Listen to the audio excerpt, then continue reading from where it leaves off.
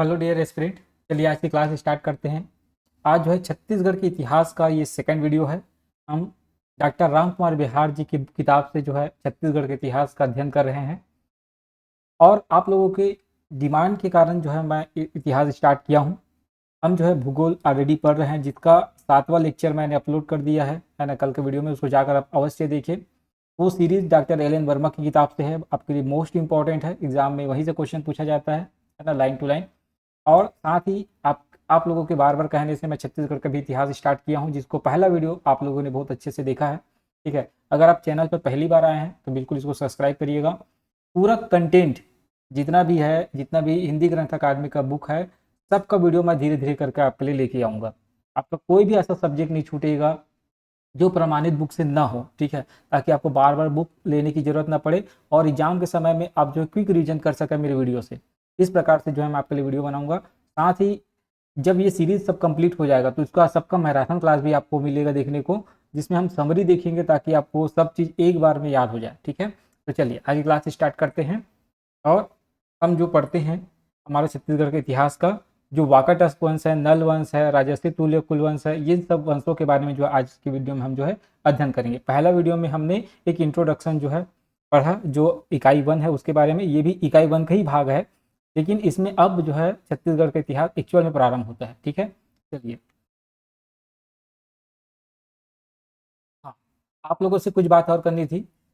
कुछ सब्सक्राइबर मतलब व्यूअर्स है जो वीडियो तो देखते हैं, देखिए यहाँ है ना, 76.5% व्यूअर ऐसे हैं जो वीडियो देख रहे हैं लेकिन चैनल को सब्सक्राइब नहीं कर रहे हैं, और केवल 23.5% ऐसे व्यूअर्स हैं जो देखते भी हैं और सब्सक्राइब भी किए हैं। ठीक है, तो मेरा आपसे रिक्वेस्ट है, प्लीज़ आप चैनल को सब्सक्राइब करें, ताकि ज़्यादा से ज़्यादा लोग जुड़ेंगे तो ज़्यादा व्यू आएगा और लाइक्स आएंगे, तो ये जो है यूट्यूब जो है रिकमेंड करेगा दूसरे को भी ये चैनल देखने के लिए। ठीक है, मेरा एक प्रयास है। ठीक है, मेरा एक कोशिश है कि आप ज़्यादा से ज़्यादा आप लोगों को बेहतर कंटेंट मैं जो है दे पाऊँ। ठीक है, तो आप जो है मेरे चैनल को प्लीज़ सब्सक्राइब करें, ताकि मेहनत जो लगता है इसके पीछे, एक वीडियो बनाने के लिए कम से कम मुझे 4 से 5 घंटे का मेहनत लगता है। उसको टाइप करना, उसका पीपीटी बनाना और उसको खुद पढ़ना, ताकि आपको समझाते बने, है ना, कि मैं केवल यहाँ आके पढ़ दूंगा तो भी नहीं समझ आएगा। कई वर्ड ऐसे होता है जिसको स्वयं को पढ़ना पड़ता है। तो प्लीज़ इस मेहनत के लिए जो है आप इसको लाइक करें, सब्सक्राइब करें, आपसे रिक्वेस्ट है चैनल को, है ना, ताकि मेरा भी वीडियो जो है सब तक पहुंच सके। ठीक है दोस्तों, चलिए स्टार्ट करते हैं क्लास। तो प्राचीन काल में छत्तीसगढ़ मौर्य काल, गुप्त काल, वाकाटक काल, तीन जो वंश है, मौर्य वंश, गुप्त वंश और वाकाटक वंश के बारे में अध्ययन करेंगे। छत्तीसगढ़ भी मौर्य साम्राज्य का अंग था, हमको मालूम है छत्तीसगढ़ जो है मौर्य साम्राज्य का अंग था। सम्राट अशोक ने केवल कलिंग प्रदेश को जीता था। ठीक है, सम्राट अशोक ने किसको जीता था? केवल कलिंग प्रदेश को जीता था। बाकी जो उनका साम्राज्य है उनको उत्तराधिकार में मिला हुआ था। ठीक है, अशोक के शिलालेख छत्तीसगढ़ में भी प्राप्त हुए हैं, जो यह बताते हैं या सूचित करते हैं कि यहाँ अशोक का राज्य रहा होगा, मतलब इस क्षेत्र में अशोक ने शासन किया होगा, और वह राज्य उसके दादा चंद्रगुप्त के समय से ही चला आ रहा होगा। ठीक है, मतलब चंद्रगुप्त मौर्य जो थे, है ना, उस समय से ये जो है चला आ रहा होगा।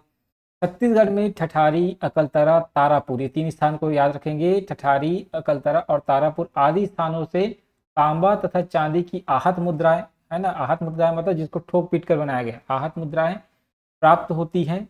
इनमें अनेक मुद्राओं पर मयूर का अंकन प्राप्त है। ठीक है, जैसे मयूर का निशान, सील जो रहता है ना, सील वाला जो मोहरे, ठीक है, उसको आहत मुद्रा कहते हैं। इस पे मयूर का अंकन प्राप्त है। इतिहासकारों का मत है कि मयूर चिन्हांकित मुद्राओं का संबंध किससे है? मौर्य शासकों से था। ठीक है, ध्यान रखेंगे, मतलब जो मौर्य शासक के जो सिक्के थे उसमें मयूर चिन्हांकित होता था, उनसे ही संबंधित इसको बताया गया है। एस सी रायचौधरी के अनुसार मौर्य सम्राट चंद्रगुप्त ने एक विशाल सेना द्वारा मगध की साम्राज्यवादी नीति को आगे बढ़ाया तथा वह तीनवेली जिले की पोडियल पहाड़ी तक पहुंच गया। ठीक है, कहाँ तक? तीनवेली जिले की पोडियल पहाड़ी तक पहुंचा।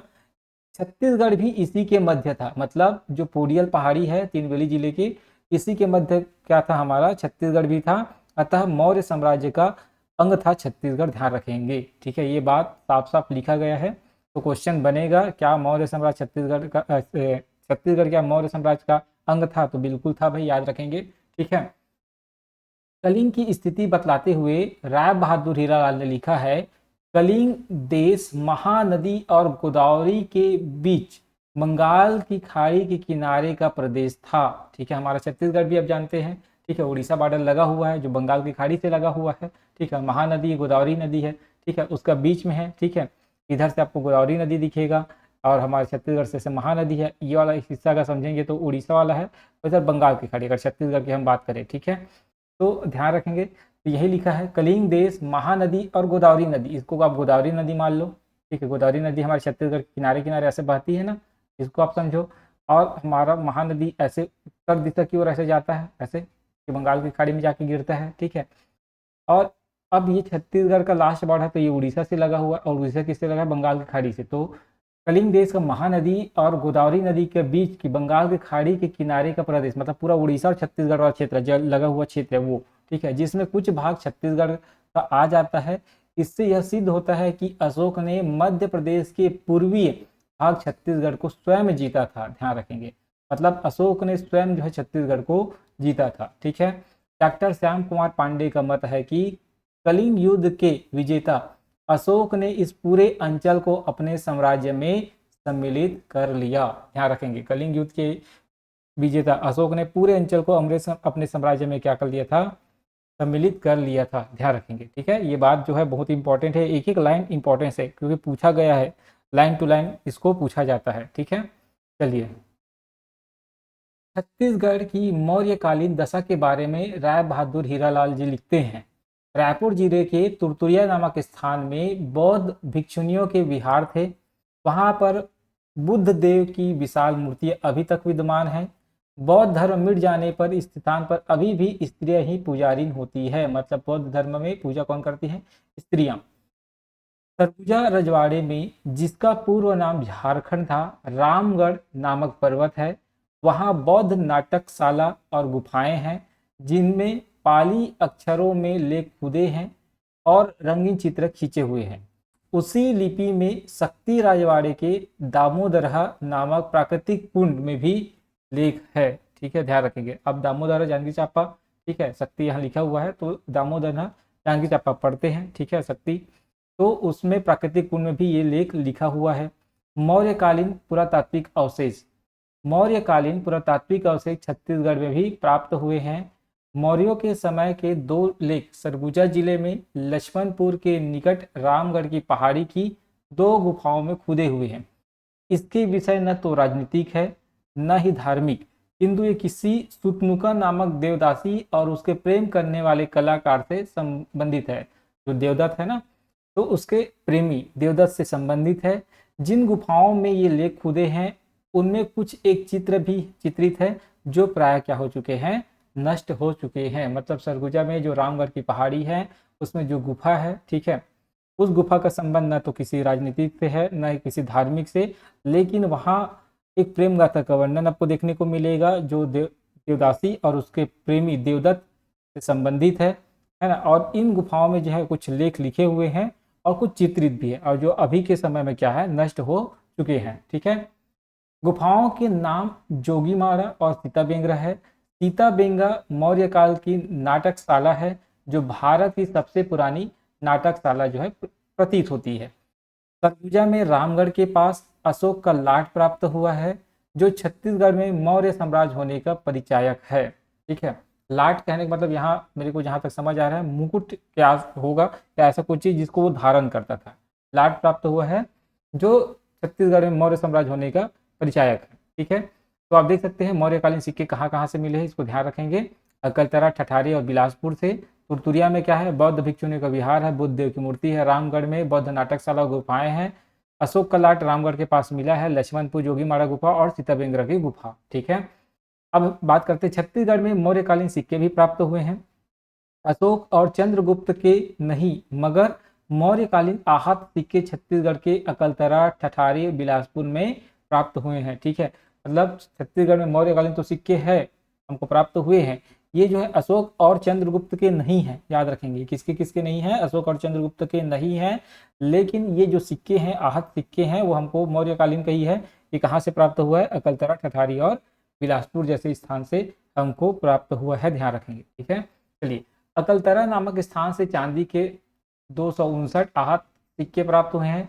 ठठारी में 253 चांदी के आहत सिक्के मिले हैं। तारापुर रायगढ़ से चांदी के 15 आहत सिक्के हमको देखने को मिलता है। ठीक है, छत्तीसगढ़ के अनेक भागों में मौर्यकालीन चांदी के आहत सिक्कों का मिलना यह दर्शाता है कि उस काल में छत्तीसगढ़ में व्यापार वाणिज्य खूब उन्नति कर चुका था। ठीक है, मतलब यहाँ जो सिक्के मिल रहे हैं चांदी के, कहने का मतलब यहाँ व्यापार को दर्शाता है कि यहाँ व्यापार जो है अच्छा खासा बढ़ा हुआ था, फला फूला था, ध्यान रखेंगे।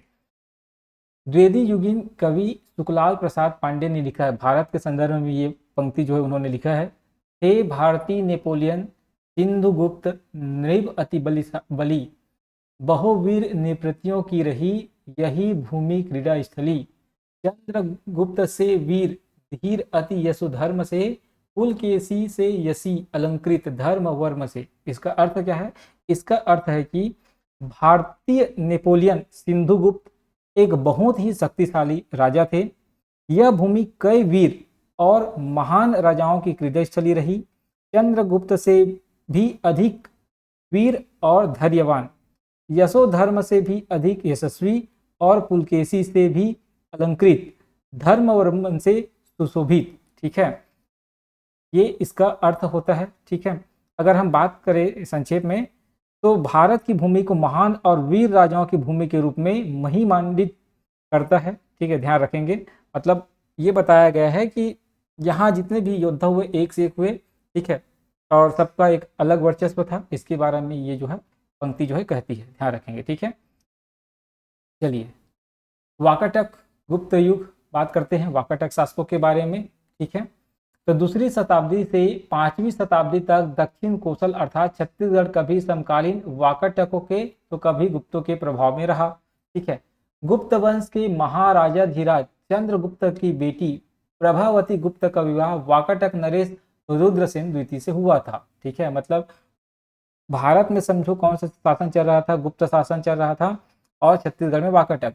तो यहाँ जो चंद्रगुप्त की बेटी है प्रभावती का विवाह किससे होता है? वाकाटक नरेश रुद्रसेन द्वितीय से हुआ था। वाकाटकों के लेखों में जहां कहीं भी गुप्तों और वाकाटकों का एक साथ उल्लेख मिलता है, वाकाटक अपने आप को महाराज लिखते हैं और गुप्तों के बारे में वो महाराजाधिराज लिखते हैं। कहने का मतलब जब गुप्त वंश के राजाओं के बारे में जब लिखते हैं तो महाराजाधिराज लगाकर लिखते हैं, और अपने वंश के राजा के बारे में जहां भी लिखे हैं तो महाराज लगाकर लिखे हैं। प्रभावती गुप्ता के पूना ताम्रपट से यह निश्चित होता है कि वाकाटक राजा सामान्यतः गुप्तों के समकालीन थे, तथापि उनमें से प्रत्येक राजा के राज्यकाल के वर्ष आज भी अनिर्णित है। मतलब उनके जो कालक्रम है उसके बारे में आज भी जो है सही से मालूम नहीं होता। ठीक है, कि कौन से वर्ष में कितने वंश में कौन सा शासन जो है राज किया हुआ है। ठीक है, मतलब शासन जितने भी राजा है, जितने भी शासक हुए, किसी का जो निश्चित जो कार्य है या निश्चित जो कार्य वर्ष है वो हमको पता चलता, शासन वर्ष हम कह सकते हैं, हमको अच्छे से ज्ञात नहीं होता। ठीक है, हरिवंश पुराण वाकाटक सम्राट प्रवर सेन से की जाती है। मतलब हरिवंश जो पुराण है उसमें वाकाटक सम्राट प्रवर सेन के बारे में हमको देखने को मिलता है। पुराणों के अनुसार प्रवर सेन के 4 पुत्र थे। अजंता अभिलेख में वाकाटक राजाओं की वंशावली दी गई है, ध्यान रखेंगे। मतलब हरिवंश पुराण इससे संबंधित है तो प्रवर सेन से संबंधित है ना। हरिवंश पुराण में वाकाटक सम्राट प्रवर सेन के प्रथम के बारे में पता चलता है, और प्रवर सेन के 4 पुत्र थे। अजंता अभिलेख में वाकाटक राजाओं की वंशावली दी गई है। प्रवर सेन के 4 पुत्रों का शासन विभिन्न भागों में था। ठीक है, ऐसा प्रतीत होता है कि उत्तर विदर्भ वाकाटकों की ज्येष्ठ शाखा के अधिकार में था। ठीक है, उनके ज्येष्ठ पुत्र के गोदावरी तट तक विस्तृत दक्षिण विदर्भ वत्सगुम शाखा का शासन था। ठीक है, ये 2 उनके पुत्र है, उनका उत्तर और दक्षिण की ओर जो है शासन को दिखाता है।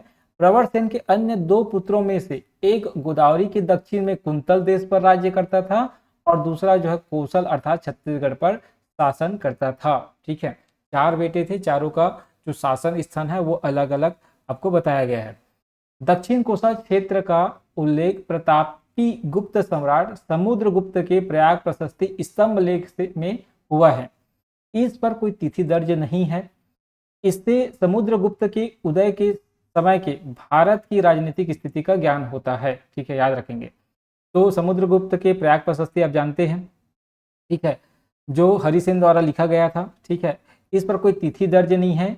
इससे समुद्रगुप्त के उदय के समय के भारत की राजनीतिक स्थिति का ज्ञान होता है, ध्यान रखेंगे। ठीक है, तो गुप्त में चंद्रगुप्त, समुद्रगुप्त, वाकाटक में प्रभावती, प्रवरसेन और रुद्रसेन द्वितीय, ये 3 राजाओं के बारे में हमको जानकारी देखने को मिलता है। ठीक है, चलिए इसके बाद आप देख सकते हैं वाकाटक गुप्त युग, है ना, कि कैसे कैसे जो वाकाटक है वो गुप्तों के अधीन रहे। ठीक है, क्योंकि प्रभावती का विवाह हुआ था।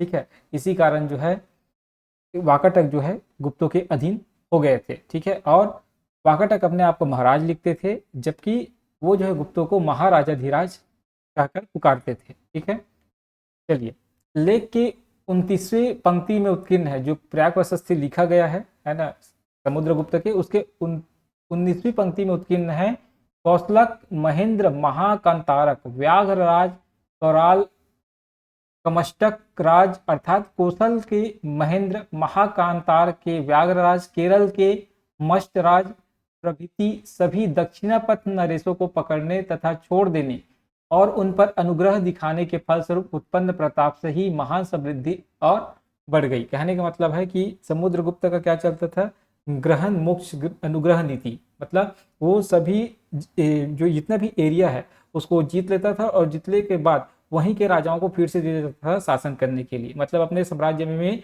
वो नहीं मिलाता था। ठीक है, ठीक उसी कारण क्या हुआ कि जितने भी राजा हुए, ठीक है, उनका जो शक्ति है या उनकी जो बोल सकते हैं प्रतिष्ठा है वो और बढ़ गई। ठीक है, और उनके नज़र में जो समुद्रगुप्त थे वो भी महान हो गए। ठीक है, अब इस बात को ध्यान रखेंगे। काशी प्रसाद जायसवाल ने महाभारत के आधार पर महाकांतर को वही प्रदेश बतलाया है जो आजकल कांकेर और बस्तर है। मतलब महाकांतर किसको कहा गया है, कांकेर और बस्तर वाले एरिया को, मतलब दंडकारण्य क्षेत्र को। भारतीय इतिहास में गुप्त काल को सुख समृद्धि और संपन्नता का युग माना जाता है। कला और संस्कृति साहित्य से इस युग में सर्वतोमुखी उन्नति हुई, इसलिए इस युग को स्वर्ण युग कहा जाता है। ठीक है, आप जानते हैं गुप्त काल को भारतवर्ष का क्या माना जाता है, स्वर्ण युग कहा जाता है। ये बात आप भारतीय इतिहास में भी पढ़े होंगे। ठीक है, क्योंकि इस समय जो है कला संस्कृति का बहुत जो है विकास हुआ। वाकाटक नरेश नरेंद्र सेन 440 से लेकर 460 ईस्वी को कोसल तथा मेकल का अधिपति बालाघाट ताम्रपत्र में लिखा हुआ है। बस्तर अंचल का भौदत्त प्रतापी शासक था। ठीक है, जो भौदत्त है वो क्या था, प्रतापी शासक था। ठीक है, नलवंशी शासक भौदत्त के बारे में बात कर रहा था, जो क्या है एक प्रतापी शासक हुआ करता था। इसके बारे में किसने लिखा है, वाकाटक नरेश नरेंद्र सेन। ठीक है, इन्होंने लिखा है। उसने वाकाटकों को परास्त कर उनकी राजधानी से ताम्रपत्र जारी कर तत्कालीन राजाओं को अचंभित कर दिया। नरेंद्र सेन ने इसका बदला लिया और नलों की राजधानी को नष्ट भ्रष्ट कर दिया। ठीक है, मतलब वाकाटक नरेश जो है नरेंद्र सेन बालाघाट ताम्रपत्र में किनके बारे में लिखते हैं, नलवंशी शासक भौदत्त वर्मन के बारे में लिखते हैं। वो कहते हैं कि जिस समय उस समय भौदत्त वर्मा एक प्रतापी शासक था। ठीक है, और इसका बदला किसने लिया है, नरेंद्र सेन ने लिया है। और नरेंद्र सेन ने क्या किया है, जो नल वंशों की राजधानी थी पुष्करी, उसको क्या कर दिया, नष्ट भ्रष्ट कर दिया। ठीक है, कोड़ागढ़ शिलालेख से यह ज्ञात होता है कि वाकाटक नरेश हरिसेन के अजंता गुफा अभिलेख से ज्ञात होता है कि कोसल मेकल कलिंग का कुछ भाग उस समय भी वाकाटकों के अधिकार में था। ठीक है, सरवपुरीय नलवंशी पांडुवंशी शासकों ने अपने अभिलेखों में वाकाटकों के समान पेटिका शीर्ष वाली ब्राह्मी लिपि का प्रयोग किया है। ध्यान रखेंगे, सरवपुरी वंश, नल वंश, पांडु वंश के शासकों ने अपने अभिलेखों में वाकाटकों के समान कौन सी लिपि का प्रयोग किया है, पेटिका शीर्ष वाली ब्राह्मी लिपि का प्रयोग किया है। ठीक है, आप जो है यहाँ की पॉइंट को देख सकते हैं, यहाँ है ना जो कलर में यहाँ फ्लोर चार्ट बना हुआ है जो पढ़ाया हूँ, उसी का जो की पॉइंट है जिसको पॉइंट को आपको याद रखना है वो लिखा हुआ है। ठीक है, आप उसको अच्छे से देख सकते हैं। इसका PDF मैं आपको टेलीग्राम में जो है उपलब्ध कराता हूँ, तो आप जो है वहाँ से जो है डाउनलोड कर सकते हैं। ठीक है, आपको पीडीएफ तुरंत क्लास के बाद ना मिले, लेकिन पीडीएफ मैं जरूर डालूंगा, है ना। हो सकता है कि पीडीएफ डालने में 1 से 2 दिन का समय भी लग जाता है कभी कभी मेरे को, लेकिन पीडीएफ आपको प्रॉपर मिलेगा ही मिलेगा। इसके लिए आप जो है निश्चिंत रहें। बाकी जितना भी पीडीएफ डला हुआ है अभी ऑलरेडी, उसको आप जो है देखिएगा, ठीक है, और उसको पढ़ते रहिए। आप मेरा क्लास देखिएगा। अगर आप ज़्यादा बेटर है कि आप नोट्स जो है वीडियो देखते ही देखते बना ले, क्योंकि इसमें कुछ पॉइंट जो है मैं बोल कर बताता हूँ, उसको लिखना आपके लिए ज़्यादा अच्छा है। क्योंकि मुझे 7-8 साल हो गया पढ़ाते, और 7-8 साल का जो एक्सपीरियंस बता रहा हूँ, जो चीज़ आप जो है वीडियो बनाते बनाते, क्योंकि जब मैं खुद पढ़ता था तो मैं क्लास नोट्स बनाता था, ठीक है। साथ ही जब मैं एग्ज़ाम भी देता हूँ कभी, और मैं कभी किसी का वीडियो भी देखता हूँ, तो वहाँ से मैं नोट्स बनाता हूँ। मेरा आज भी आदत है। और आप मेरा अगर देखेंगे, पंचायती राज का वीडियो ऑलरेडी डला हुआ है। उस पंचायती राज की वीडियो में मैं पहला क्लास जो है अपने नोट्स से पढ़ाया हूँ। आप मेरा नोट्स देख सकते हैं कि कैसे मैंने सटीक नोट्स बनाया हुआ। वहाँ से ज़्यादा मैं पढ़ता नहीं, उससे ज़्यादा मैं पढ़ने की जरूरत नहीं पड़ता मेरे को, क्योंकि मुझे मालूम है कि क्वेश्चन वहीं से बनेगा, और नहीं बनेगा तो ऐसे 90% स्टूडेंट है जिससे वो क्वेश्चन नहीं बनेगा, मुझे ये चीज़ मालूम है, ठीक है। तो आप जो है मेरे नोट्स को यकीन करके अब बहुत अच्छे से पढ़िए, आपको बहुत बेनिफिट मिलेगा। चाहे आप मेरा पंचायती राज पढ़िए, चाहे मेरा भूगोल पढ़िए, चाहे मेरा भारत का भूगोल पढ़ना आप, ठीक है। जो भी सब्जेक्ट मैं पढ़ाऊँगा, मैं ऐसा नहीं कि आया इसको छाप दिया तो यहीं पढ़ लिया, मैं इसको यहाँ पूरा लिखने का पीछे कारण ये है, ताकि आप जो इसका मैं पीडीएफ दूँ तो उसको कोई भी बात जो है आप अच्छे से समझ सकें। अगर मैं इसी चीज़ को लिख लिख के पढ़ाता आपको तो समय भी ज़्यादा लगता, और हमारा जो कोर्स है बहुत लंबे टाइम में जो है कंप्लीट होता। इसीलिए मेरी कोशिश है कि मैं यहाँ पूरा पॉइंट टू पॉइंट लिख दूँ, ताकि मुझे समझाते भी बने और यहाँ जो है आपको पढ़ाते भी बने। अगर मेरे पास डिजिटल बोर्ड रहता तो मेरा कोशिश रहता कि वहाँ जो है आपको ये पीडीएफ के माध्यम से स्वयं खड़ा होकर पढ़ाता, लेकिन हमारे पास ऐसा कुछ भी नहीं है। इसीलिए मैं जो है आपको पीपीटी से पढ़ा रहा हूँ। तो आपसे रिक्वेस्ट है चैनल को सब्सक्राइब करिएगा, ताकि हम भी जो है अच्छे से आपके लिए क्लास लेकर आ पाए, हमारा भी मोटिवेशन जो है बना रहे, ठीक है। चलिए आगे बढ़ते हैं। अब तो छत्तीसगढ़ के क्षेत्रीय वंश कौन है? नल वंश, ठीक है। नल वंश मोस्ट इंपॉर्टेंट है, ध्यान रखिएगा। वायु पुराण और ब्रह्मांड पुराण में वर्णन है कि पौराणिक शासक नल के वंशजों का कोसल प्रदेश पर शासन रहा होगा, ठीक है। मतलब ये बताया गया है कि वायु पुराण और ब्रह्मांड पुराण में वर्णन मिलता है, ठीक है, कि जो नल वंश का शासन है कोसल प्रदेश में रहा होगा, ठीक है। ये पुराण के अनुसार है। डॉक्टर पीएल मिश्रा ने लिखा है कि पुरातात्विक आधार पर दक्षिण कोसल का इतिहास मेरे दृष्टि से 4वीं शताब्दी से प्रारंभ होकर निरंतर शुरू हो जाती है। सबसे पहले इसका सूत्रपात इलाहाबाद की समुद्रगुप्त के प्रयास प्रशस्ति से प्रारंभ होती है। शिलालेखों, ताम्रपत्रों तथा भूमिगर्भ से मिली सोने की मुद्राओं आदि से चक्रकूट अर्थात बस्तर में नल राजवंश के शासन का प्रारंभिक इतिहास सबसे पहले सृजित हुआ। कहाँ? चक्रकूट में। चक्रकूट, भ्रमरकूट, या आप जो जगदलपुर वाला जो एरिया जानते हैं, बस्तर का एरिया, वो वाला स्थान। नलों को नैसद प्रदेश का बतलाया गया है। इंपॉर्टेंट लाइन है, नलों को कहाँ का बतलाया गया है? नैसद प्रदेश का बतलाया गया है। डॉक्टर के झा कहते हैं इस नैसद प्रदेश का प्रत्याभिज्ञान दक्षिण कोसल के समीप करना अधिक युक्त होगा। दक्षिण कोसल कहने का मतलब जो दंडकारण्य वाला प्रदेश है या छत्तीसगढ़ है, उसका निचला हिस्सा के बारे में ये बात बोल रहे हैं, ठीक है। क्योंकि वायु पुराण के अनुसार नलों को कोसल और निषिद्ध दोनों का स्वामी माना गया है। दंडकारण्य के ये नल पौराणिक नहीं पूरा युगीन है, कहते हैं ये के झा कि ये जो नल वंश है वो पौराणिक नहीं पूरा युगीन है, ठीक है। बस्तर में नल वंश का शासन कब से प्रारंभ हुआ, कब तक शासन इन्होंने किया, उसकी राज्य सीमा कहाँ तक थी, इस पर विद्वानों ने मतैक्य नहीं है, मतलब उन सब विद्वानों का मत जो है एक नहीं है। 350 ईस्वी में महाकांतर पर व्याघ्रराज के शासन होने का प्रमाण है, याद रखेंगे। 350 ईस्वी में महाकांतर पर व्याघ्रराज के शासन होने का प्रमाण हमको देखने को मिलता है, ठीक है। ये नल शासक पुष्करी के नल शासक के रूप में इतिहास में चर्चित वर्णित है। इनकी राजधानी पुष्करी थी। वर्तमान बस्तर की सीमा से लगा पुष्करी नगर था। अब वह भी ये पुष्करी की बात कहाँ किया है? बस्तर की सीमा से लगा हुआ पुष्करी नगर, ठीक है, तो याद रखेंगे। चलिए आगे बढ़ते हैं। राष्ट्रीय स्तर के इतिहासकारों ने नल शासक भौदत्त वर्मन को ही महत्व दिया है। मतलब जो राष्ट्रीय स्तर के जो इतिहासकार है वो नल वंश के किसी अन्य शासक के बारे में वर्णन नहीं करते, केवल भौदत्त वर्मन के बारे में वर्णन करते हैं। मतलब इससे ये सिद्ध होता है कि कहीं ना कहीं जो भौदत्त वर्मन है एक प्रतापी शासक रहा होगा। ठीक है, तभी तो राष्ट्रीय स्तर पर इनकी पहचान है। ठीक है, और अगर ये दंडकारण्य क्षेत्र में शासन कर रहे हैं मतलब इस क्षेत्र का भी कहीं ना कहीं वर्चस्व था, ये शुरू से था। ठीक है, इस बात को ध्यान रखेंगे क्योंकि जो राष्ट्रीय इतिहास के इतिहासकार है ना वो केवल भौदत्त वर्मा को ही महत्व देते हैं, उससे पूर्व के जितना भी नल शासक हुए उसको नहीं देते, साथ ही उसके बाद के जो शासक है ना उसको भी लोग उतना महत्व नहीं देते। नल वंश के बारे में अगर कोई बात लिखा गया है तो छत्तीसगढ़ के जितने भी इतिहासकार है वो उनको जो है बताते हैं, लेकिन भौदत्त वर्मन के बारे में उल्लेख आपको राष्ट्रीय स्तर के इतिहासकारों के जो लेख लिखे हुए हैं उनमें भी आपको देखने को मिलेगा। एस.एन. राजगुरु के अनुसार वृषध्वज पहला नल नृपति था। मतलब जो वृषध्वज है वो नल वंश का पहला शासक था और नवीन कुमार साहू ने भी वृषध्वज वही पहला नल शासक मानते हैं। याद रखेंगे किसको? वृषध्वज। ठीक है, समुद्रगुप्त द्वारा पराजित महाकांतर के व्यागराज के बारे में निश्चय पूर्वक कुछ नहीं कहा जा सकता। याद रखेंगे व्यागराज एक ऐसा शासक है जिसके बारे में जो है एक निश्चित नहीं किया जा सकता ये किस वंश की है। ठीक है, कई जगह इसको नल वंश का बताया गया है, कई जगह जो है अलग अलग वंश से इसको जो है संबंधित करते हैं।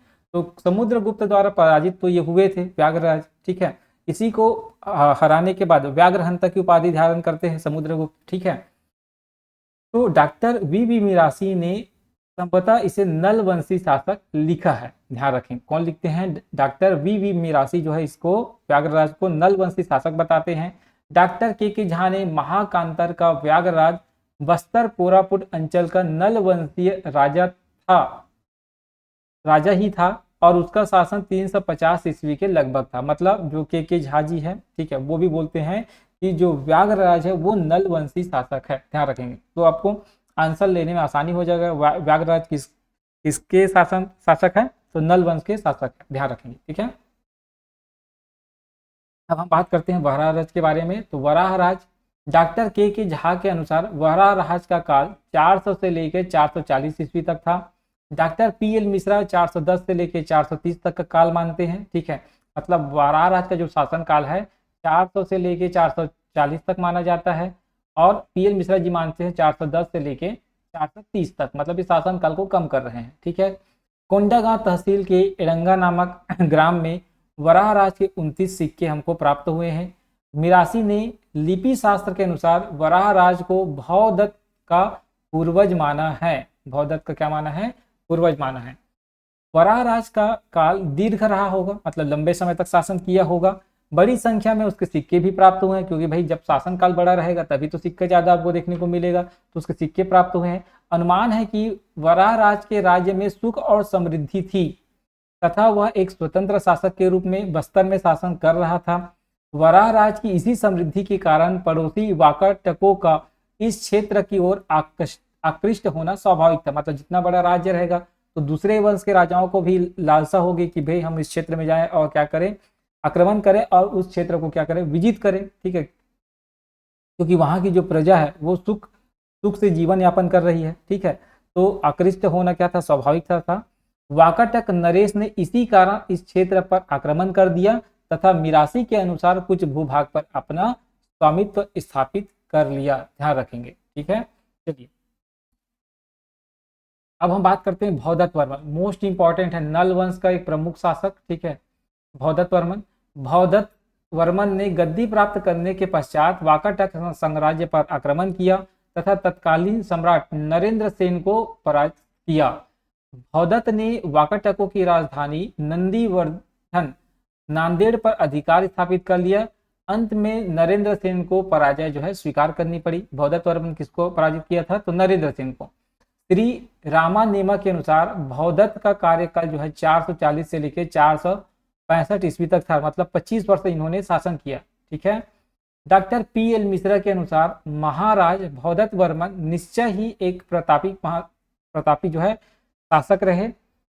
उन्होंने सफलतापूर्वक हिम्मत की और महाप्रतापी वाकाटकों के घर में घुसकर उसकी राजधानी नंदीवर्धन से अनुदान पत्र जो है जारी किया। मतलब ये जो है वाकाटकों को पराजित करते हैं और उनके ही जो राजधानी है नंदीवर्धन, ठीक है, वहां से जो है अनुदान पत्र जो है जारी करते हैं। ठीक है, 1 मिनट रुकेगा, पानी पीना है।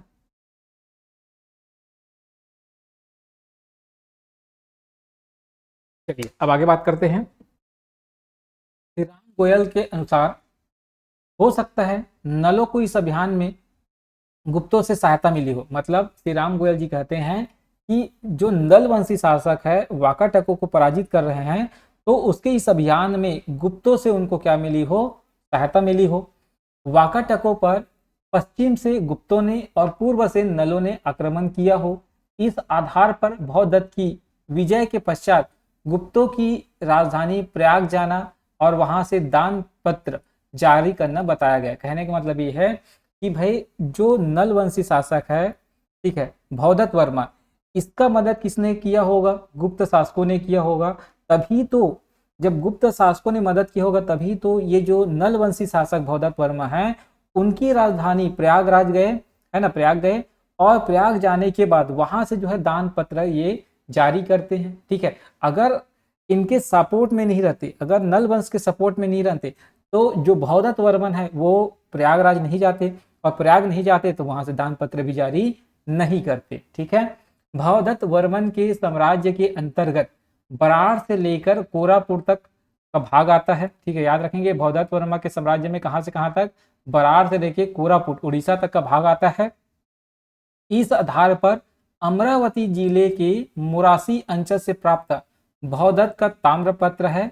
इसी ताम्रपत्र से ज्ञात होता है कि उसकी पत्नी का नाम अचाली भट्टारिका था। ध्यान रखेंगे, ठीक है, मतलब जो भौदत्त वर्मा है उनकी पत्नी का नाम क्या था, अचाली भट्टारिका। ठीक है, डॉक्टर राम कुमार बिहार जी लिखते हैं, इसमें कोई संदेह नहीं कि वाकाटकों पर विजयश्री प्राप्त कर भौदत्त वर्मा ने अपना व अपने राज्य का नाम रोशन किया। भौदत्त ने महाराजा की उपाधि धारण की। इससे पता चलता है कि वह किसी का करद राजा नहीं था, मतलब एक स्वतंत्र राजा था, वो किसके अधीन रहकर कार्य नहीं कर रहा था, स्वयं शक्ति संपन्न था, मतलब वो शक्तिशाली राजा था। ऐसे इनके बारे में कहा जाता है, भौदत्त वर्मन के बारे में डॉक्टर राम कुमार बिहार जी कहते हैं, ध्यान रखेंगे। ठीक है, चलिए, वाकाटकों पर विजय अभियान में भौदत्त के साथ उसका ज्येष्ठ पुत्र अर्थपति भी था। मतलब जब भौदत्त वर्मन ने वाकाटक राजाओं पर जो है आक्रमण किया उस समय उसका बेटा अर्थपति भी उसके साथ था और अर्थपति भी जो है अपने पिता का पूरा पूरा सहयोग किया और उसे जो है समर्पण प्राप्त हुआ। भौदत्त वर्मन के आराध्य देव भगवान शंकर थे, ये इंपॉर्टेंट है।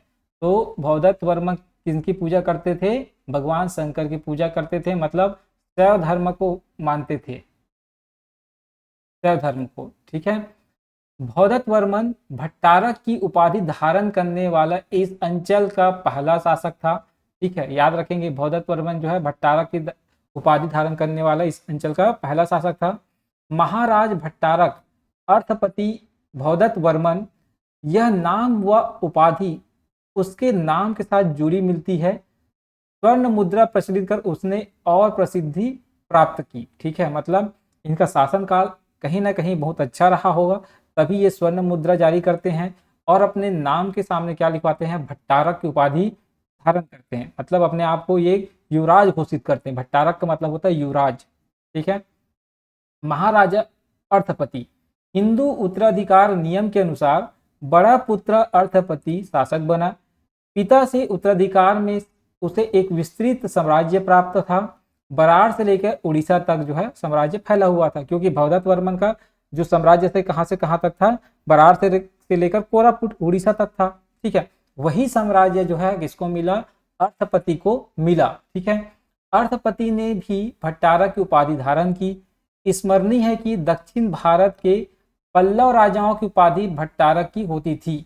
ठीक है, मतलब जो दक्षिण भारत के पल्लव वंश थे वो भी भट्टारक की उपाधि धारण करते थे। तो कहीं ना कहीं ये अनुमान लगाया जाता है कि जो नल वंश है वो हो सकता है पल्लव वंश का क्या हो, अधीन रहा हो, या पल्लव वंश उसकी सहायता में रहा हो। ठीक है, मतलब ये जाके पल्लव को जो है अपना राजा मानते हो, इस प्रकार से कहा, मतलब इनके बारे में कहा जाता है। या हम ये भी बोल सकते हैं कि पल्लव वंश और नल वंश का कहीं ना कहीं संबंध रहा होगा, ठीक है, ऐसा अनुमान लगाया जाता है, ठीक है। भवदत्त वर्मन ने दक्षिण भारत के शक्तिशाली वाकाटकों को परास्त किया था। वाकाटक इस अपमान को नहीं भूले थे, मौके की तलाश में थे। भवदत्त की जैसी ही मृत्यु होती है उनकी तैयारी और तेज हो जाती है। मतलब अभी तक वाक देखो, अब वाकाटक जो है भवदत्त वर्मन से पराजित हुए थे, लेकिन अब भवदत्त की तो मृत्यु हो गई, अब उसका बेटा राजा बन गया। तो कहीं ना कहीं वाकाटक के जो राजा है उनको एक मौका मिल गया कि अब जो है वो नल वंश पर क्या करे, पुनः आक्रमण करे। तो नरेंद्र सेन के पौत्र पृथ्वीसेन द्वितीय ने मौका देखकर नलों पर जो है आक्रमण किया और अर्थपति भट्टारक को जो है पूरी तरह से परास्त कर दिया। ध्यान रखेंगे, अब जो है पृथ्वीसेन आक्रमण करते हैं और अर्थपति को पराजित करते हैं। भवदत्त ने किसको पराजित किया? भवदत्त ने नरेंद्र को पराजित किया, ठीक है, नरेंद्र को। और जो नरेंद्र सेन है, ठीक है, अब इसका बेटा होता है भवदत्त का अर्थपति। अर्थपति को कौन पराजित करता है? तो पृथ्वीसेन द्वितीय, पृथ्वीसेन द्वितीय जो है पराजित करते हैं अर्थपति को। पृथ्वीसेन द्वितीय पराजित करते हैं, भवदत्त जो है नरेंद्र सेन को, और पृथ्वीसेन जो है किसको? अर्थपति को। वाकाटकों ने बदले की आग में नलों की राजधानी पुष्करी को नष्ट भ्रष्ट कर दिया तथा समय जो है प्रतिकूल होने के कारण, विपरीत होने के कारण अर्थपति राजधानी की रक्षा नहीं कर पाए। मतलब अब मुसीबत का समय आ गया, ठीक है, जिसके कारण जो अर्थपति है वो जो है पराजित हो गया। और पराजित होने के बाद अर्थपति का मृत्यु जो है लड़ाई करते करते ही हो जाता है। इस बात को आप विशेष रूप से ध्यान में रखेंगे, ठीक है। चलिए, सिंहासन रोहन के 7वें वर्ष में अर्थपति ने पुष्करी से दान पत्र जारी किया था। जैसे ही अर्थपति राजा बने तो राजा बनने के 7 साल बाद उन्होंने पुष्करी से एक दान पत्र जारी किया था। इसके बाद ही जो है क्या हुआ? आक्रमण हुआ। मतलब अब जो है नलों का आक्रमण होता है। इसके बाद केसरी बेड़ा अभिलेख में अर्थपति को महेश्वर, महासेनापति, सृष्टि राज्य विभव, त्रिपताका ध्वज, नल नृपति, कुलान्वय तथा महाराज भट्टारक आदि उपाधि से जो है विभूषित किया गया है। पिता भवदत्त की भांति अर्थपति ने भी सोने के सिक्के जारी करवाए और अपने ऐश्वर्यशाली होने का प्रमाण भी इन्होंने दिया है। वाकाटकों से लड़ाई करते समय अर्थपति स्वयं वीरता पूर्वक लड़ते हुए मारा गया। ध्यान में रखेंगे, ठीक है, मोस्ट इंपॉर्टेंट है। जितना बात मैं आपको बताया सभी के सभी इंपॉर्टेंट है, बहुत अच्छे से आप इसको ध्यान रखेंगे ताकि जो है आप जब इसको पढ़ेंगे तो आपको एक कहानी के रूप में याद होना चाहिए, ठीक है, क्योंकि नल वंश वाकाटक वंश इनके बीच युद्ध होता है, ठीक है। भवदत्त जो है नरेंद्र सेन को, फिर पृथ्वीसेन द्वितीय जो है उनका होता है अर्थपति के ऊपर आक्रमण, ठीक है। उसके बाद फिर आक्रमण होगा स्कंद वर्मा का, ध्यान रखेंगे, ठीक है। अब उसका आता है पुत्र स्कंद वर्मन। तो अर्थपति की मृत्यु के पश्चात उसका भाई स्कंद वर्मन, ठीक है, याद रखेंगे, ये जो है भवदत्त वर्मन के पुत्र है और किसका भाई है? अर्थपति भट्टारक के भाई है या अर्थपति वर्मन के भाई है, ध्यान रखेंगे, ठीक है। तो अर्थपति की मृत्यु के बाद उसका भाई स्कंद वर्मा पुष्करी की राजगद्दी पर बैठा और नलों की शक्ति को पुनः आगे बढ़ाया। नष्ट भ्रष्ट पुष्करी को फिर से बसाया और फिर से बसाने के बाद ये जो है आक्रमण करने जाएगा वाकाटकों के ऊपर। डॉक्टर पांडे के अनुसार स्कंद वर्मा अर्थपति की अपेक्षा अधिक योग्य शासक था। अपने राज्य को सुव्यवस्थित कर उसने वाकाटकों पर आक्रमण किया। इस समय वाकाटकों की गद्दी पर पृथ्वीसेन की मृत्यु के पश्चात देवसेन बैठा था। उसकी कमजोरी का फायदा उठाकर स्कंद वर्मन ने विदर्भ के बहुत सारे भाग पर अधिकार स्थापित कर लिया, ठीक है, याद रखेंगे। अब जो है स्कंद वर्मन किसके ऊपर आक्रमण करते हैं? देवसेन के ऊपर आक्रमण करते हैं, ठीक है। एक बार आपको रिकॉल करा देता हूं, भवदत्त वर्मन नरेंद्र सेन के ऊपर, अब उसके बाद भवदत्त के बाद उसका बेटा मतलब उसका बेटा बना राजा कौन? अर्थपति। तो अर्थपति के ऊपर आक्रमण होता है पृथ्वीसेन द्वितीय का, ठीक है। अब उसके बाद स्कंद वर्मन जो है आक्रमण करते हैं किसके ऊपर? देवसेन के ऊपर, ठीक है, याद रखेंगे। तो पोड़ागढ़ के संबंध में सुंदरलाल त्रिपाठी जी लिखते हैं, वाकाटक नरेश के नष्ट विनष्ट भस्मीभूत कर देने के पश्चात पुष्करी अथवा पुष्करगढ़ पोड़ागढ़ में परिवर्तित हो गया। मतलब जो पुष्करी है उसको इन्होंने नष्ट कर दिया और नष्ट करने के बाद इनका स्वरूप बदल गया और ये पुष्करी से पुष्करगढ़, फिर पुष्करगढ़ से पोड़ागढ़ के नाम से चेंज हो गया। मतलब इस जगह तो वही है, नाम इसका परिवर्तित हो गया। अब पुष्करी से क्या हो गया, ये पोड़ागढ़ हो गया। इसी पोड़ागढ़ में एक अभिलेख मिला है जिसमें लिखा जाता है विजय थे, विजय हैं और विजय रहेंगे। ठीक है। डॉक्टर राम कुमार बिहार के अनुसार स्कंद वर्मन ने नलों के खोए राज्य को वाकाटकों से पुनः प्राप्त कर प्रसिद्धि पाई। मतलब आप जानते हैं वाकाटक इनके साम्राज्य पर क्या कर लिए थे, आक्रमण कर लिए थे। तो नलों के खोए राज्य को वाकाटकों को पुनः प्राप्त कर लिया। ठीक है। स्कंद वर्मन ने पोड़ागढ़ में विष्णु मंदिर बनवाया, याद रखेंगे ये इंपॉर्टेंट है। स्कंद वर्मन ने पोड़ागढ़ में क्या बनाया, विष्णु जी का मंदिर बनवाया। ठीक है। डॉक्टर श्याम कुमार पांडे कहते हैं कि इनका शासनकाल जो है कितने वर्षों का रहा, 25 सालों का रहा। कहने का मतलब 475 से लेके 500 ईस्वी तक। तथा डॉक्टर मिश्रा जी मानते हैं कि 460 से लेके 480 ईस्वी तक इनका जो है शासनकाल मानते हैं। ठीक है। इस शासनकाल को आपको याद नहीं रखना है बिल्कुल भी। ठीक है। केवल याद रखो 25 साल तक इन्होंने शासन किया। ठीक है। पोड़ागढ़ शिलालेख नलों का पहला शिलालेख है, ये इंपॉर्टेंट है। जो पोड़ागढ़ का शिलालेख है ये नलों का पहला शिलालेख है और इसी शिलालेख में कहा गया है, स्कंद वर्मन द्वारा ये लाइन लिखवाया गया है, ध्यान रखेंगे। ठीक है। विजयी था, विजयी है और विजयी रहेंगे, है ना, क्या रहेगा। ठीक है। किसी बुक में लिखा है विजयी थे, विजयी है और विजयी रहेंगे। ठीक है।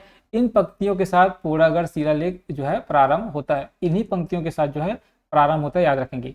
स्कंद वर्मन की दृढ़ इच्छा शक्ति के प्रमाण के रूप में देखा जा सकता है। इस लेख से ज्ञात होता है कि वह भौदत्त का पुत्र है। शैव संप्रदाय से पुनः वैष्णव संप्रदाय का होना भी इसी लेख से ज्ञात होता है। ठीक है, याद रखेंगे, क्योंकि ये जो है विष्णु मंदिर बनवाए थे। ठीक है। भौदत्त वर्मन शैव धर्म, वो शिव जी की उपासना करते थे। ये विष्णु जी के मंदिर का निर्माण कर रहा है, इसलिए ये वैष्णव धर्म या वैष्णव संप्रदाय को मानते थे। याद रखेंगे, एक वंश, दो राजा, दो का अलग अलग संप्रदाय, एक शैव धर्म को और एक वैष्णव धर्म को। ठीक है, याद रखेंगे, मोस्ट इंपॉर्टेंट है, क्योंकि यहीं से क्वेश्चन बनेगा। आपको लगेगा कि नल वंश जो है शिव जी को मानने वाले थे, शैव संप्रदाय के थे, तो ऐसा नहीं है भाई। उनका एक राजा है स्कंद वर्मन जो विष्णु जी का मंदिर बनवाते हैं और वैष्णव संप्रदाय को मानते हैं, तो यही से फंसाने वाला क्वेश्चन बनेगा। ठीक। उसके बाद पश्चातवर्ती नल नरेश, स्कंद वर्मन के पश्चात उसका पुत्र नंदन राजा हुआ। उसकी शिक्षा दीक्षा नालंदा में हुई। नंदन के पश्चात उसका पुत्र, फिर उसका पौत्र पृथ्वीराज राजा हुआ। पृथ्वीराज का शासन का अनुमानतः 605 से लेके 600 ईस्वी तक था। पृथ्वीराज का पुत्र विरूपाक्ष और उसका पुत्र विलासतुंग हुआ, जिसने राजिम का विष्णु मंदिर बनवाया। राजिम अभिलेख में विरूपाक्ष और पृथ्वीराज के बारे में जानकारी मिलती है, याद रखेंगे। तो जो राजिम अभिलेख है उसमें कौन सी राजाओं के बारे में जानकारी मिलती है, तो विरूपाक्ष और पृथ्वीराज के बारे में जानकारी मिलती है। विलासतुंग एक पराक्रमी शासक था। उसने अपने तलवार से शत्रुओं को पराजित किया। राजिम के राजीव लोचन मंदिर का निर्माण अलग अलग समय में हुआ है। संभावना है कि इस मंदिर का मंडप द्वार चारों कुलिकाओं का निर्माण विलासतुंग के समय में हुआ, याद रखेंगे। तो विलासतुंग के समय में राजीव लोचन मंदिर का कौन कौन सा हिस्सा बना है, मंडप बना है, मंडप द्वार बना है और चारों कुलिका मतलब चारों जो खंबे हैं वो बने हुए हैं, ध्यान रखेंगे। ठीक है। चलिए, पुलकेशी द्वितीय प्रसिद्ध चालुक्य नरेश था। उसने उत्तर भारत के हर्षवर्धन को परास्त किया था। 609 से लेकर 642 ईस्वी तक उसका शासन था। ऐसा प्रतीत होता है कि नल उसकी अधीनता मानते थे, याद रखेंगे। पुलकेशी द्वितीय की अधीनता मानते थे नल वंशी शासक, ऐसा प्रतीत होता है। नलों के पश्चात वर्ती शासकों के बारे में पर्याप्त जानकारी नहीं मिलती। मतलब नल वंश के बाद कौन सा शासक आए छत्तीसगढ़ में, मतलब ये जो नीचे वाला हिस्सा दंडकारण्य वाला जो हिस्सा है, बस्तर वाला जो हिस्सा है, उसमें नल के पश्चात कौन से राजवंश है वो आए और शासन की, इसके बारे में सही से जानकारी नहीं मिलती। भ्रम की स्थिति बनी हुई है। बस्तर कोरापुट अंचल में छिंदक नागवंशी शासकों का उदय होता है। अभी छिंदक नागवंशी शासक कैसे आए इसके बारे में जानकारी नहीं मिलती। क्यों नहीं मिलती? अगर ये नलों को परास्त करके आए होंगे तो नल और नाग की लड़ाई का कहीं जिक्र ही नहीं होता। ठीक है, तो कहीं ना कहीं ये अनुमान लगाया जाता है कि जो नल शासक है वही नागवंशी शासक है। कहने का मतलब नागवंशी शासक और नल शासक एक ही रहे होंगे। ठीक है, समय के साथ जो है नाम में परिवर्तन हो गया, ऐसा अनुमान लगाया जाता है। जो नलों के उत्तर, देखो अब क्या लिखा है यहाँ, छिंदक नागवंशी शासकों का उदय हुआ जो नलों के उत्तराधिकारी कहे जा सकते हैं। वैसे बस्तर कोरापुट अंचल में नल नाग लड़ाई का कोई भी प्रमाण आज तक उपलब्ध नहीं है। फिर भी कहा जा सकता है कि नागों ने नलों के पराभव के बाद ही इस अंचल में अपने नवीन साम्राज्य की स्थापना की। कहने का मतलब है कि जब नल वंशी शासक पूरी तरह से नष्ट हो गए उसके बाद नागवंशी शासक छिंदक नागवंशी शासक यहाँ आए, या ये भी बोल सकते हैं कि जो नल शासक थे, नल वंशी शासक है, उनका ही नाम धीरे से परिवर्तित होकर क्या हो गया, छिंदक नागवंशी शासक हो गया। ऐसा अनुमान लगाया जाता है। अभी भी कोई भी प्रमाण इसका नहीं है, ध्यान रखेंगे। ठीक है, तो यहाँ आप देख सकते हैं नल शासकों के बारे में यहाँ लिखा हुआ है। ठीक है, बहुत अच्छे से आप पढ़ सकते हैं। ठीक है, चलिए, राजर्षि तुल्यकुल राजवंश। ठीक है, दक्षिण कौशल पर राज्य करने वाले राजर्षि तुल्यकुल के बारे में आरंग के ताम्रपत्र से जानकारी मिलती है। आरंग से जो ताम्रपत्र प्राप्त हुए हैं उससे इस वंश के 6 शासकों के बारे में जानकारी प्राप्त होती है। यह जानकारी नामोल्लेख तक सीमित है। ठीक है, मतलब आरंग ताम्रपत्र से जो भी जानकारी हमको मिलती है उसमें इस राजवंश के केवल शासकों के नाम लिखे हुए हैं। इस वंश के अंतिम शासक भीमसेन द्वितीय ने यह ताम्रपत्र जो है सुवर्ण नदी से जारी किया है। अब सुवर्ण नदी के बारे में मतभेद है, कुछ लोग इसको सोन नदी मानते हैं। ठीक है, तो इसके बारे में हम बात करते हैं। तो स्वर्ण नदी के बारे में इतिहासकारों में मतभेद है। डॉक्टर वी मिरासी जी कहते हैं कि ये जांजगीर तहसील के बहने वाला एक सोन नाला है। ठीक है, तो ये भी अनुमान आप लगा सकते हैं, अगर ये नाला है, सोन नाला है, तो भाई नाला अगर है तो वहाँ कोई चर्चित ऐसा स्थल होना चाहिए जहाँ राजाओं ने शासन किया हो, है ना, कोई पवित्र स्थल होना चाहिए। ठीक है, इसलिए डॉक्टर वी मिरासी के जो जांजगीर तहसील में सोन नाला को स्वर्ण नदी बताए जाने का ये जो लेख है इसको बहुत से लोग नकारते हैं। ठीक है, तो डॉक्टर हीरालाल और SR नेवा जी कहते हैं इसे अमरकंटक से निकलने वाली सोन नदी मानते हैं। ठीक है, अब इनका सोन नदी मानना जहां तक है एक बोल सकते हैं ऐसा क्षेत्र मान सकते हैं, या कहते हैं कि अमरकंटक से निकलने वाली सोन नदी से ये संबंध बताते हैं, तो इनका कहना एक हद तक सही भी माना जाता है। क्यों सही माना जाता है? क्योंकि अमरकंटक पुण्य क्षेत्र माना जाता है। आज भी आप जानते हैं अमरकंटक नर्मदा नदी, तो ये पुण्य क्षेत्र माना जाता है, और पुण्य क्षेत्र है उससे आसपास की नदी से ताम्रपत्र जारी करने की प्रथा रही है। हमेशा से पुण्य क्षेत्र से जो है ताम्रपत्र जारी करने की प्रथा रही है, ध्यान रखेंगे। आरंग ताम्रपत्र से इस वन के भीमसेन द्वितीय अपने तथा अपने माता पिता की पुण्य स्मृति में भादो माह की 18वीं तिथि को हरि स्वामी और बोप स्वामी को भट्टपालिका नामक ग्राम दान में दिया था। ध्यान रखेंगे, मतलब आरंग ताम्रपत्र किसका? भीमसेन द्वितीय का। उस भीमसेन द्वितीय के आरंग ताम्रपत्र से ये हमको पता चलता है कि उसने अपने माता पिता की पुण्य स्मृति में भादो माह के 18वीं तिथि को हरि स्वामी और बप्प स्वामी को भट्टपालिका नामक ग्राम जो है दान में दिया हुआ था। प्रथम शासक सूरा का शासनकाल लगभग 500 ईस्वी से लेकर 520 ईस्वी तक रहा होगा। अंतिम शासक भीमसेन द्वितीय का काल 600 से प्रारंभ हुआ होगा। ठीक है, ध्यान रखेंगे, मतलब जो इस वंश के प्रथम शासक है सूरा, इनका शासनकाल क्या बताया जाता है? 500 से लेकर 520 ईस्वी तक, और अंतिम शासक भीमसेन द्वितीय का शासनकाल 600 से प्रारंभ होगा, ऐसा माना जाता है। मतलब सबको 20-20 वर्ष के शासनकाल में विभाजित किया गया है, 20 से 25 वर्ष के शासनकाल में, ध्यान रखेंगे। यह उल्लेखनीय है कि छत्तीसगढ़ के बड़े भाग पर शासन करने वाले सरबपुरियों का भी काल यही है। मतलब इस समय सरब वंशी लोग भी शासन कर रहे थे। दोनों वंशों के शासकों ने अपने को महाराजा लिखा है। समुद्रगुप्त के दक्षिण भारत अभियान के पश्चात की स्थिति का लाभ उठाकर सूरा ने अपने राज्य की स्थापना की होगी।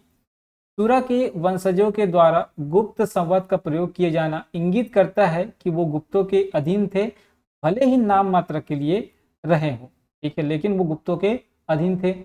आरंग ताम्रपत्र के अनुसार इस वंश की वंशावली हमको दिया हुआ है। सूरा प्रथम शासक, उसके बाद दैत्य प्रथम, विभीषण, भीमसेन प्रथम, दैत्यवर्मन द्वितीय, भीमसेन द्वितीय, ये 6 शासक हैं और भीमसेन द्वितीय की ताम्रपत्र जो है आरंग से हमको प्राप्त हुआ है। आरंग ताम्रपत्र से न तो इनकी राजधानी के बारे में पता चलता है, न ही इनकी रानी के बारे में, न ही इनके मंत्री के बारे में और न ही इनके सेनापति के बारे में हमको जानकारी मिलती है। इस वंश के शासन की समाप्ति वाकाटकों के आक्रमण से हुआ होगा। वाकाटक वंश का हरिसेन अपने अजंता शिलालेख में लिखवाया है। वाकाटक वंश का हरिसेन अपने अजंता शिलालेख में लिखवाया है कि वह कलिंग कौशल का स्वामी है, ध्यान रखेंगे, ठीक है। तो वाकाटक वंश हरिसेन अपने अजंता शिलालेख में क्या लिखवाया है कि वह कलिंग कौशल का स्वामी है। ये लाइन इंपॉर्टेंट है, इसको आप लिख सकते हैं, ठीक है। पूर्वी अभियान के दौरान राजर्षि कुल वंश का शासक परास्त हुआ होगा। इस वंश की राजमुद्रा सिंह थी तथा आरंग ताम्रपत्र से यह ज्ञात होता है। मतलब याद रखेंगे, जो राजर्षि तुल्य कुल वंश है इसकी राजमुद्रा क्या थी, सिंह थी, और इसके बारे में जानकारी हमको कहाँ से मिलता है, तो आरंग ताम्रपत्र से। कलिंग के खारवेल है ना, कलिंग के खारवेल की जो प्रशस्ति उड़ीसा में है उसमें राजर्षि वंश तुल्य कुल विनसृत लिखा है। इससे लगता है कि खारवेल भी किससे संबंधित है, राजर्षि तुल्य कुल वंश से संबंधित है, ध्यान रखेंगे, ठीक है। तो खारवेल का संबंध राजर्षि तुल्य वंश से संबंधित है, ये बताया गया है। राय बहादुर हीरालाल भी इसी तथ्य की ओर ध्यान आकृष्ट करते हैं। उदयगिरी के पाली लेख में खारवेल को राजर्षि वंश तुल्य कुल विनसृत लिखा है। यदि राजर्षि वंश तुल्य कुल और राजर्षि वंश कुल एक ही है तो यह बात सिद्ध हो जाती है कि खारवेल के वंश का राज्य महाकौशल में 7वीं सदी तक रहा, ठीक है। मतलब जो खारवेल का वंश है उसका जो शासन है वो 7वीं सदी तक रहा महाकौशल में, ठीक है, जो दंडकारण्य वाला एरिया है उस तरफ।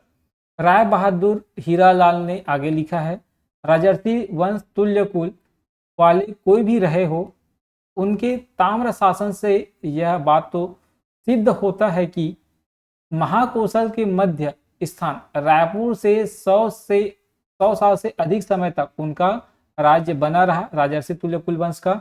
यद्यपि भीमसेन को महाराज लिखा है परंतु वह महाराज लिखे ऐसी कोई भी जानकारी नहीं मिलता। महाराज लिखा गया है लेकिन उनको महाराज लिखे जाने वाला ऐसा उनके ऊपर कोई विशेष या उनकी कोई विशेष प्रसिद्धि नहीं थी, ठीक है। यद्यपि भीमसेन को महाराज लिखा है परंतु विरुद्धावली ऐसा नहीं जान पड़ती कि ये स्वतंत्र या चक्रवर्ती राजा रहे होंगे, ठीक है। कदाचित ये बौद्ध राजाओं के जो भद्रावती से शासन करते थे उनके मांडलिक थे, ध्यान रखेंगे। मतलब जो भीमसेन द्वितीय का जो ताम्रपत्र मिला है उससे ये बिल्कुल साबित नहीं होता कि ये स्वतंत्र रहे होंगे या चक्रवर्ती राजा रहे होंगे, ठीक है।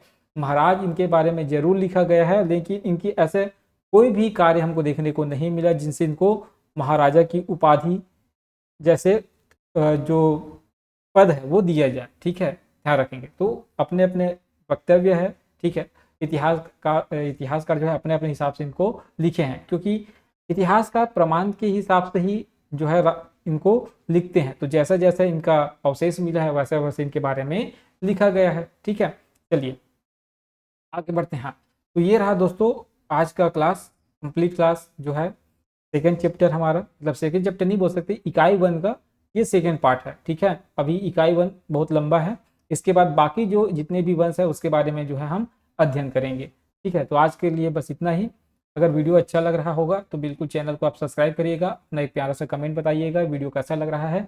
आप कमेंट करेंगे तभी जो है अन्य लोग कमेंट को पढ़कर जो है आजकल वीडियो देखते हैं। तो वही आपसे रिक्वेस्ट है, कृपया एक अच्छा सा कमेंट कर दीजिए। अगर वीडियो अच्छा लग रहा हो तो बिल्कुल वीडियो के बारे में आप लिखिए, ठीक है। किसी प्रकार का डाउट है तो उसको भी लिखिए ताकि अगले वीडियो में उसका जो है मैं समाधान कर पाऊँ। आज के लिए बस इतना ही, धन्यवाद।